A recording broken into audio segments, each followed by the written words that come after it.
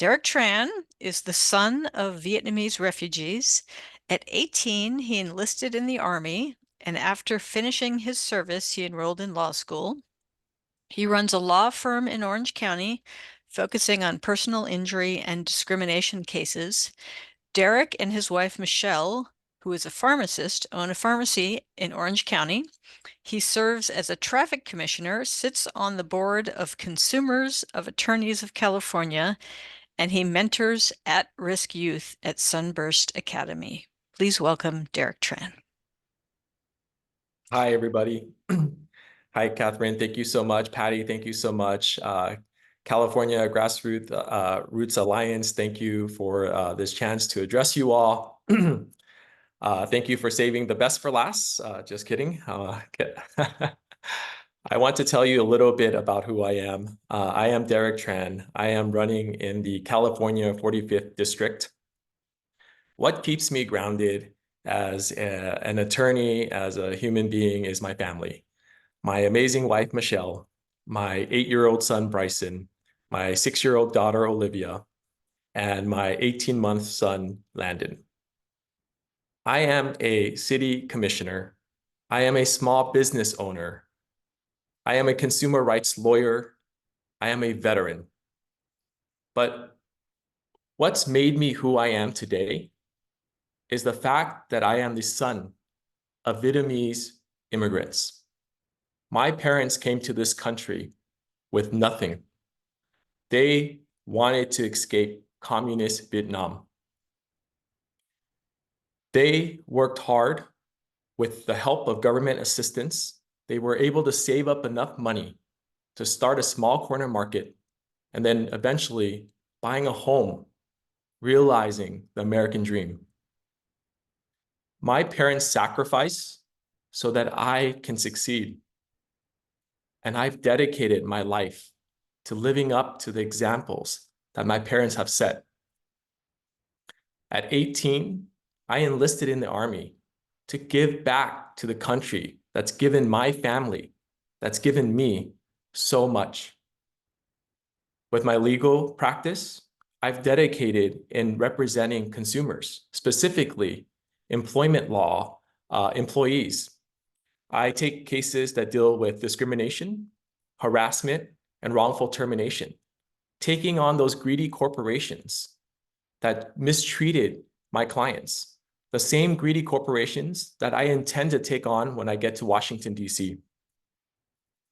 And I find time to still continue to mentor youth that comes out of the Sunburst Academy at the Los Alamitos base in the district where I finished the last 4 years of my training. I am running for Congress to really put people before politics. I am running for Congress to protect our democracy. And I'm running for Congress to ensure that anyone, no matter what community they are from, they can realize the American dream, just like my parents did, just like I did. And that's unlike the person that's in office right now, Michelle Steele, MAGA Michelle Steele. She's turned her back on the people of CA-45. She's exactly what's wrong with everything in Washington, D.C. She's made defending Trump, her party, and her special interest backers her priorities. And it is now time for a change. The people of CA-45 deserves better. They need a champion in Washington, D.C. to make sure that their voice is heard. And that is not MAGA Michelle Steele. And I'm hoping to be that voice. So Catherine, thank you so much. I look forward to answering questions from you tonight and getting to know this organization a little bit better through the Q&A. Great. Thanks, Derek. So CA-45, what should activists understand about this district that they might not if they don't live there? It is a very interesting district. I believe that this district was drawn out for a Vietnamese American to represent. This district has a 39% AAPI community, 17% is Vietnamese American. I am the only candidate that speaks fluent Vietnamese. I am the only candidate that understands the complexities of not just the Vietnamese community, but just immigrant communities, being a son of immigrants. It's interesting. So, as Patty mentioned, our indivisible group chose CA-45 as our district to canvass in last time. And so Jay Chan was the candidate. We worked for Jay Chan. And as you know, he was painted as a communist by Michelle Steele, which was, could not be further from the truth, but I think it might have been effective in helping her win. Um, how do you get through to people in your district to help them understand who Michelle Steele really is and who she votes for and what the reality is? Yeah, great question. And I am so honored to be endorsed by Jay Chen. I thought he ran a great race, but the problem was Michelle Steele and her racist red baiting tactic. I think at the end of the day, this comes back to communication with the voters in California and CA-45 specifically, so that they understand and know that I am a son of Vietnamese refugees who left Vietnam because of communism. And for her to paint me, which we're expecting her to do, to call me a communist, is going to be an attack on the rest of the Vietnamese Americans in Little Saigon, Westminster, Garden Grove, and Fountain Valley. It's going to be very hard for her to do that. Um, what about in-language canvassing and in-language materials? I know on your website you actually do have some Vietnamese language material. Do you have budget and plans to have flyers that you can hand out in Vietnamese? Will you have Vietnamese speakers walking the neighborhoods with you? What's the plan there? Yes, I've made it a priority to make sure that I have a district coordinator that's Vietnamese, that's from the district, that understand the voters of this district. And she's on my staff full time. With the other native languages out in the community, we have Chinese, Korean, of course, Spanish, and it's so important to communicate with those voters in language. And that's what we're going to do. My third and fourth mailer pieces will be in the language of the voters that we're targeting. Okay. And I may have already asked this question, but do you think people in the district, setting aside the language issue, do you think they understand how right-wing Michelle Steele's voting record actually is? No, I do not. And I think at the end of the day, you have someone who is a liar, who flip-flops, and she has misled the people of CA-45. And we know this through her record. And the people of CA-45 must be educated. We must communicate with them and let them know that she voted against the CHIPS Act, that she voted against the Bipartisan Infrastructure Act, and she was against the Inflation Reduction Act, which would have brought down prescription insulin. She is not for the people. She is an extremist, and they must understand that. And the only way to do that is through educating them with mailers, with ads, and with canvassing. So abortion has, and the Dobbs decision has seemed to benefit Democrats a lot since it happened last year. Every off-cycle election and even the midterms last year, we have overperformed. What are you hearing from people in your district, and how do you think that dynamic plays in CA-45? You know, one of the things that I am deeply concerned about is the nationalization of an abortion ban. We have Speaker Mike Johnson. We have someone like Michelle Steele, who's willing to do anything to make sure she toes the party line, and that is at risk. So I make sure voters understand that even though we live in California and we may think that we're protected from something like an abortion ban, we're not. Because if the federal government passes a law, the supremacy clause is going to render California's laws ineffective. And as a lawyer, I understand that, and I try to communicate and educate the voters on that topic. And I, as a father of a daughter, am so scared. I would never want her to grow up in a country where she does not have the absolute right to control her own body and make decisions about her own health care. So I know this is very fresh in the news, but the E. Jean Carroll case has, the second one has just happened. And I sort of, in my head, that's sort of related to all this, the way women are being treated in the world by the MAGA right. Have you heard anything from your constituents about that case? Is that rippling through your district at all? I have not, to be honest with you, I've not heard too much about it, but I do hear about other lawsuits when they talk about Trump and all of his indictments and what's going on with him. And I just make sure they understand that, look, he's a danger to democracy and he must be held to account for his actions, period. So what in particular do people say to you about Trump and his lawsuits? I think they're talking about the number of suits that he's involved in. It's a distraction to his campaign, and they are just utterly disgusted that he's using it to fundraise off of. Okay.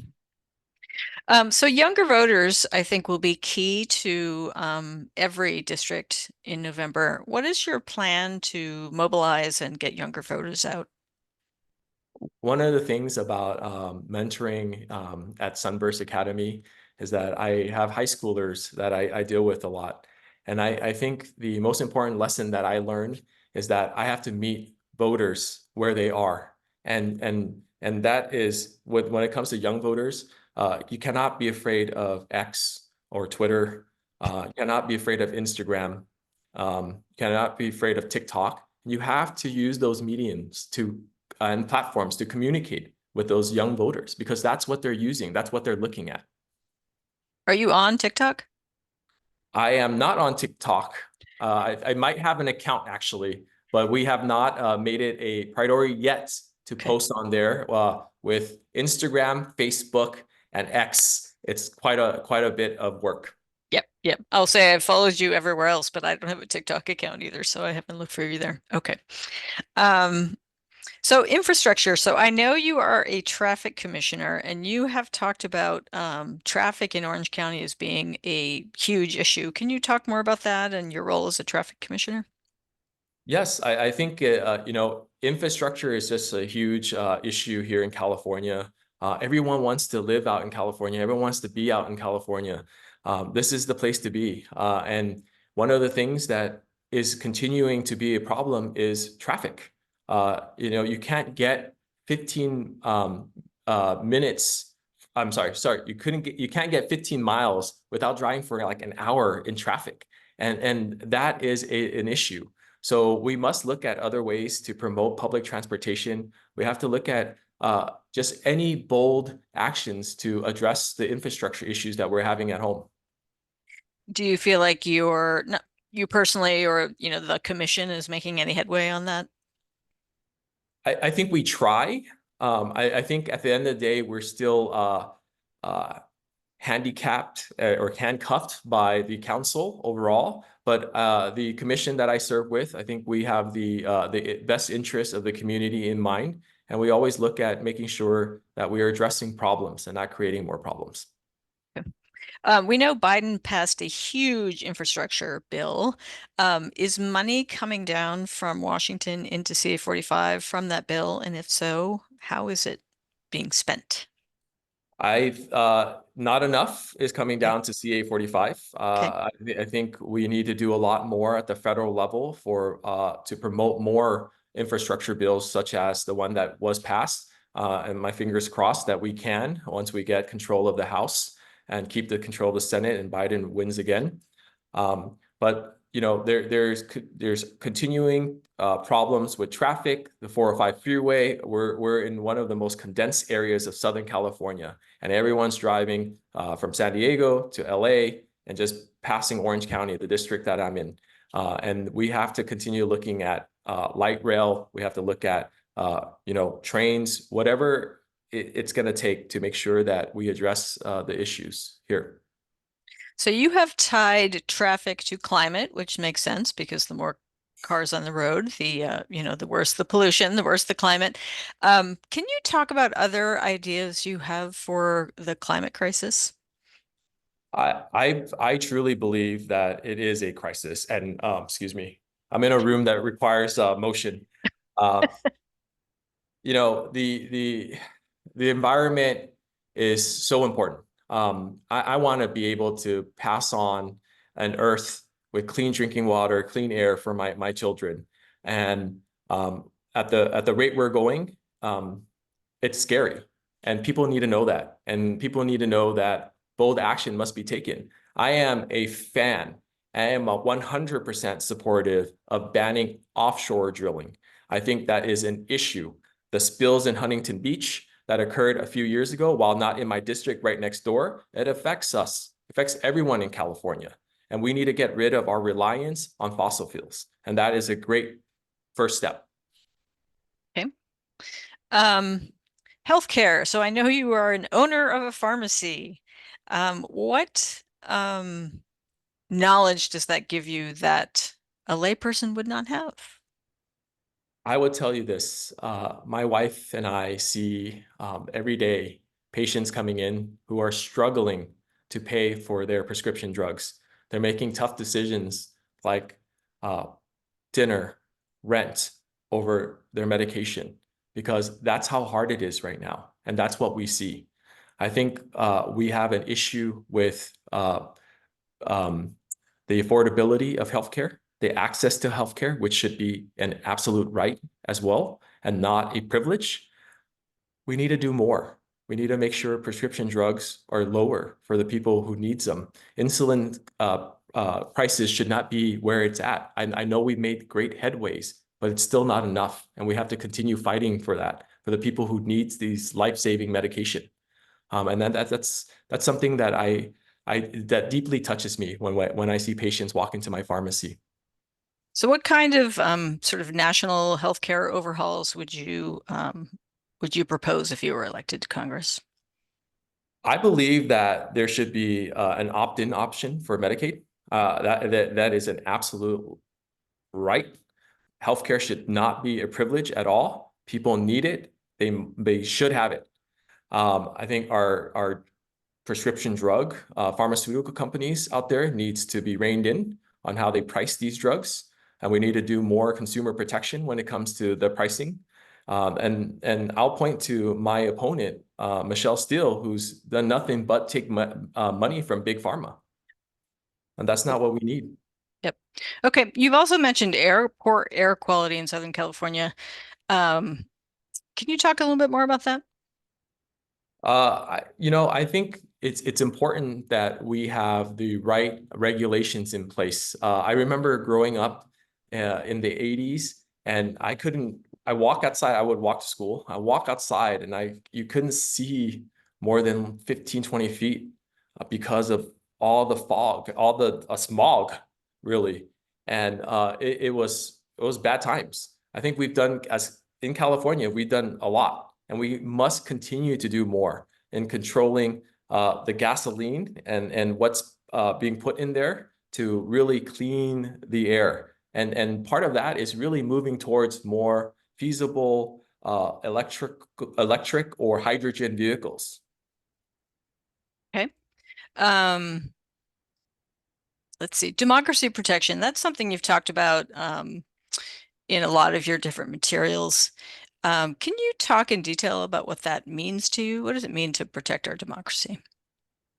It means to protect our voice. It means to give us our rights to exercise our freedom to speak, our freedom to organize.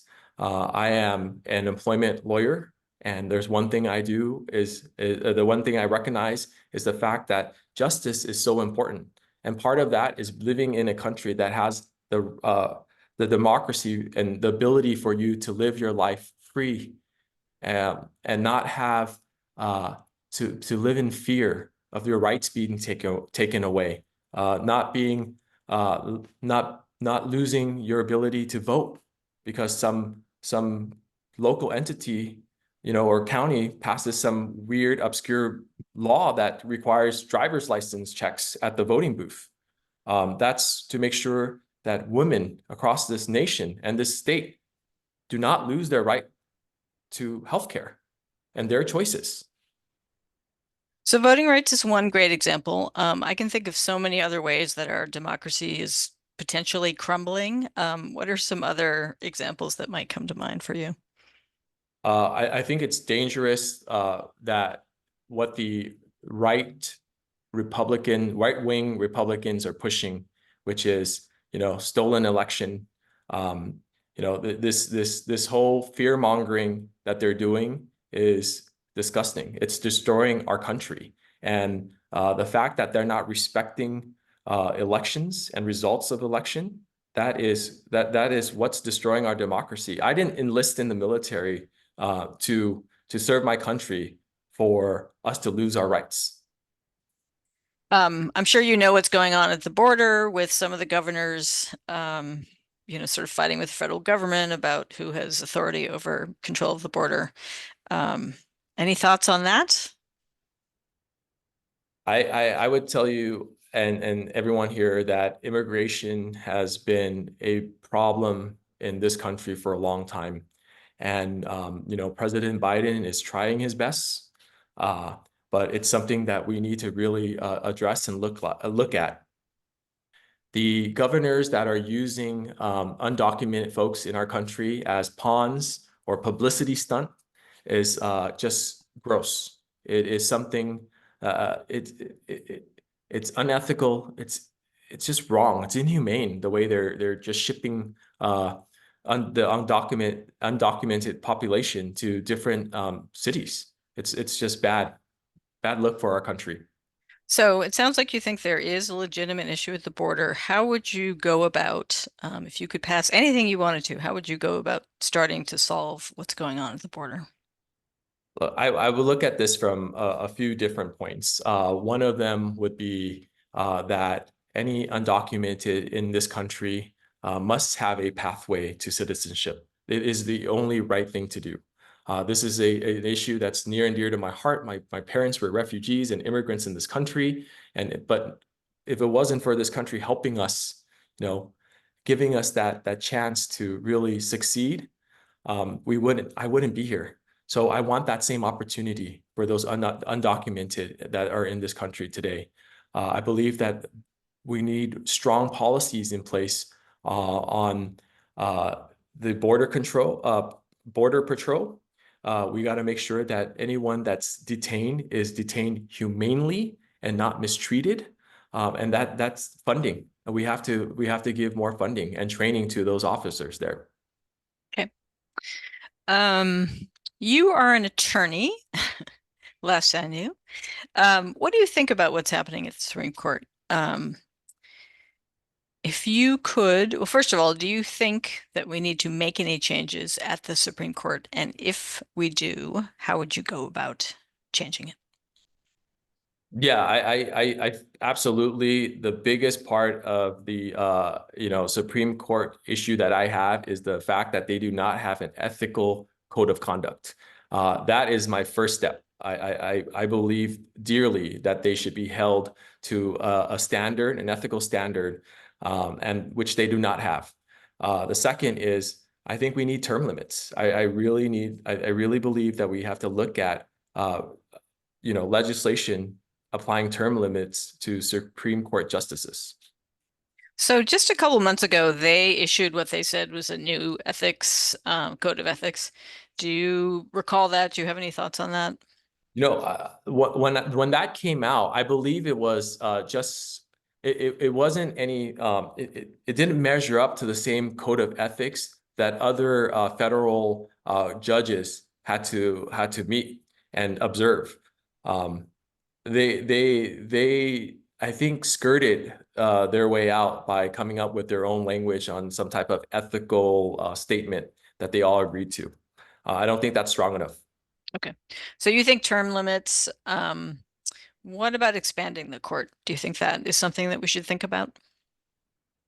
I don't know, to be honest with you. As I sit here right now, I don't think I am a fan of like making the Supreme Court any larger than it is. Okay. Let's see. Let's talk a little bit about foreign policy. A lot of people that we talk to, foreign policy is not, the world that they have been in, right? It is sort of new to them. How have you managed to bring yourself up to speed on foreign policy? How are you learning about how to talk about it, how to talk to constituents about it? As the only veteran that's running in CA-45, I would tell you that when it comes to foreign policy, I think diplomacy is key.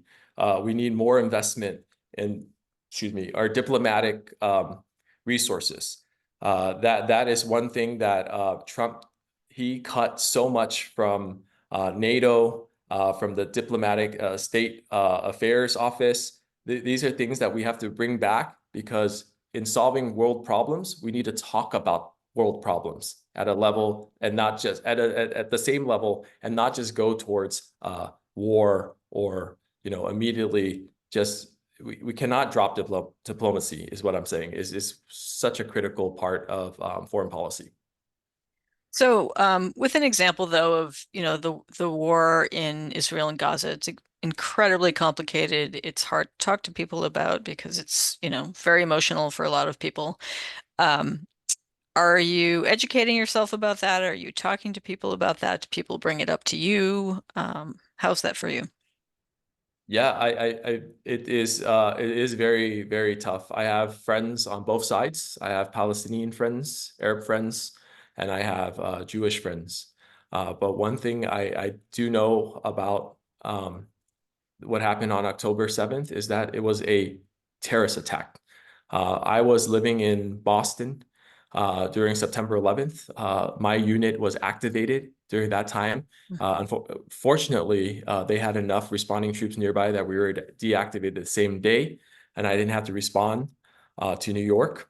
But I know what terrorism looks like, and what happened October 7th was that. And we have to look at who caused that, what group caused that, and that was Hamas. That's a terrorist organization. Okay. What about Ukraine and the funding of Ukraine? Do you think the U.S. should be moving forward with funding Ukraine? Absolutely. Anywhere, anytime we see democracy at risk, we have to take action. We're America. Ukraine is an ally, and we must stand up and help our ally, especially against a dictator like Putin. Okay. Thank you. Um, Here's a question, a little bit of a pivot. You entered the race a little bit later than a few of the other people. You entered in October. Is there a good reason? Anything you want to share with us about your process? There was I don't think there was any particular reason why I entered so late. In hindsight, I should have jumped in the race earlier. I knew public service was always my calling. I didn't think it was going to be this quick, and the path to Congress, being my first race. But I was recruited by local leaders and some federal leaders who needed a strong candidate in CA-45, and they believe that my profile fit that, and they're right. I am so dedicated, and I love the people of CA-45. I want to represent them, and that was the only reason why I jumped in on October 1st, Q4. No, it's a great answer, actually. Okay. Your pinned tweet, and I don't call it X, I call it Twitter. Your pinned tweet says, I'm running for Congress to put people ahead of politics. Do you think of yourself as running sort of apolitically, or do you think of yourself as very much a Democrat versus a Republican? Yeah, I am not a politician. I've never been a politician. I volunteer to serve on the commission, the traffic commission, and I've always made service a part of my life. I'm an active Rotarian, serving in the military, and it's hard for me to say, do I identify as this or that? I just know that I want to do the right thing for the people of CA-45. And I'm very fortunate to get the endorsement of the New Dems. And that was very important to me. And that was nice. But I would say that I'm not a politician. So I just want to serve. And that's why I'm in this. Okay. How do you think you might go about helping to register? I don't know if you saw the chart we showed earlier, but as of October, there were something like 84,000 people that were not yet registered in your district but were eligible. Do you have a plan to try to get some of those people registered and active before both the primary and November?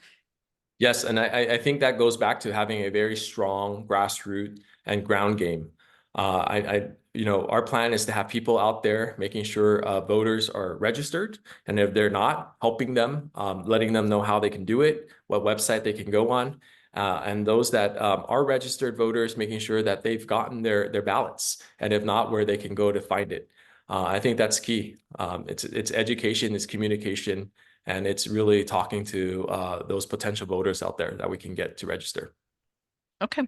Let's pivot back to Michelle Steele a little bit. So what do you think people like about Michelle Steele? The people that actually maybe do understand her and her voting record, what are they attracted to about her?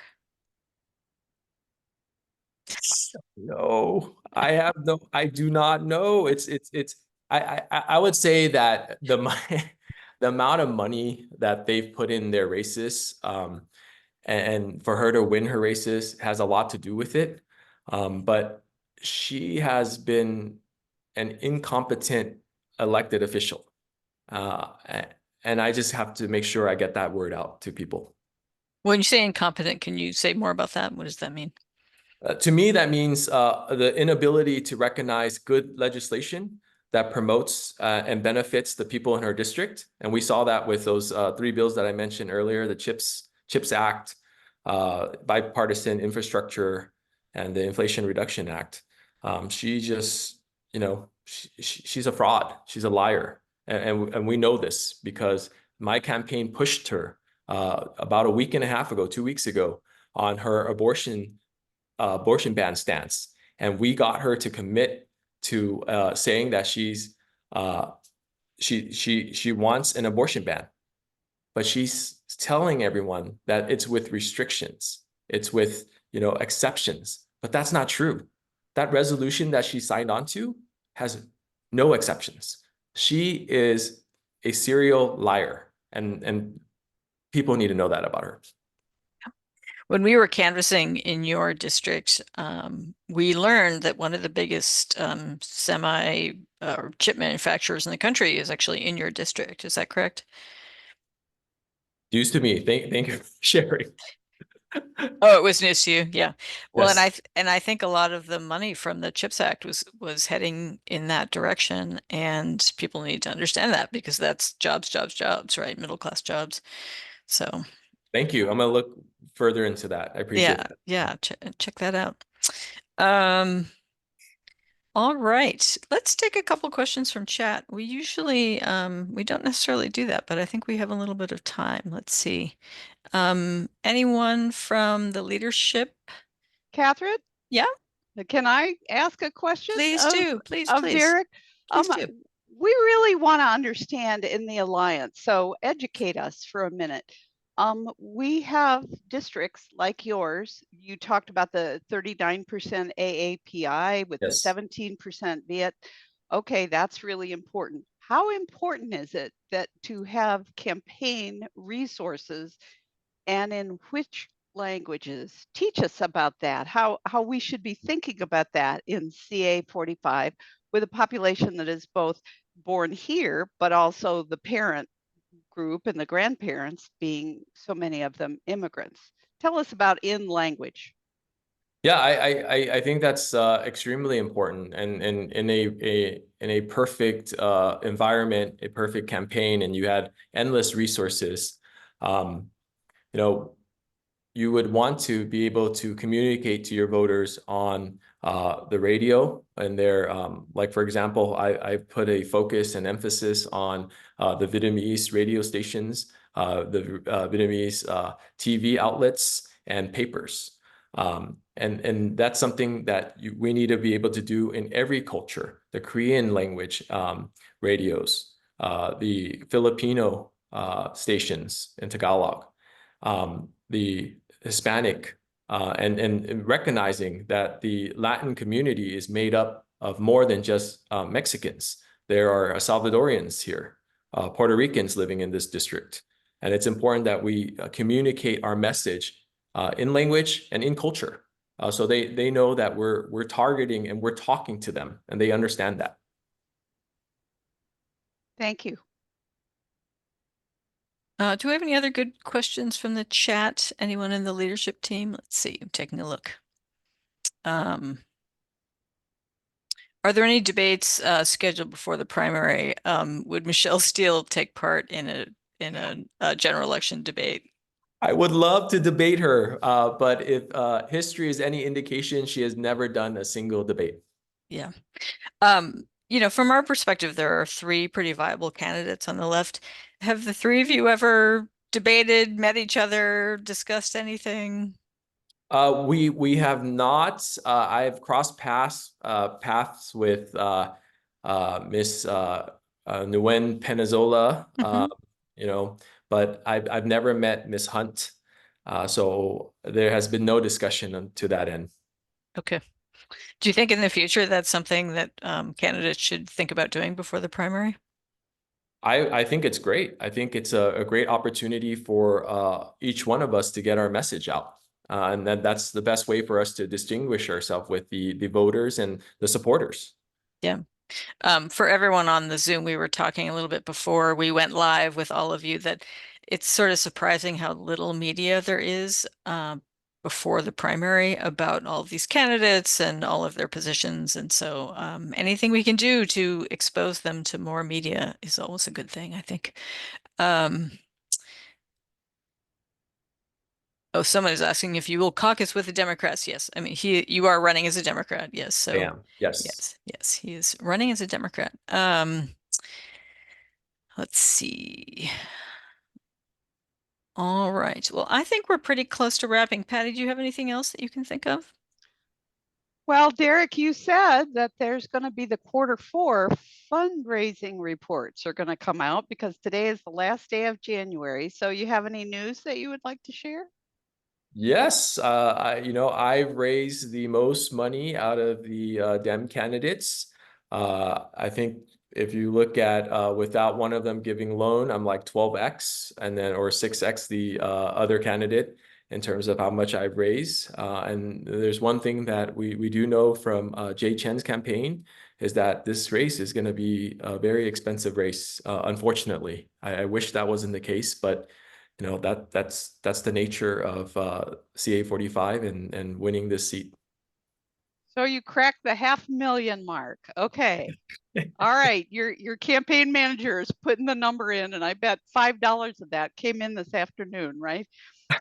Right under the yeah, but anyway, no, 529,000 raised, 360K cash on hand, all of which, if you're going to go on all those local radio and those local paper and those in language things, that's absolutely wonderful. We need to be able to support that, even though most of us are not in a situation where we could follow it.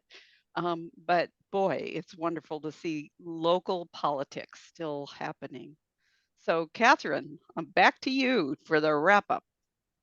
Yeah, thank you so much, Derek, for your time. Any closing thoughts? Anything you think we didn't hit on tonight that you'd like to mention to our audience?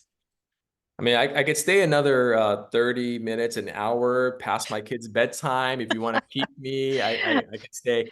I think we've got about 6 minutes. We have about 6 minutes, so I'll let you get anything in that you want to. Did we miss any categories, any topics? No, I think this was a very thorough interview. Catherine, you Okay. did an amazing job questioning me. Thank you so much and moderating. Thank you so much, California Grassroots Alliance. I appreciate it being here. I appreciate sharing my ideas and my answers with you all. Thank you. Thank you. Everyone have a great night. I appreciate all the hard work you're doing to support those 6 districts that you've targeted. We need you. And we appreciate you. And if you haven't been thanked enough, I'm thanking you for everybody. Thank you.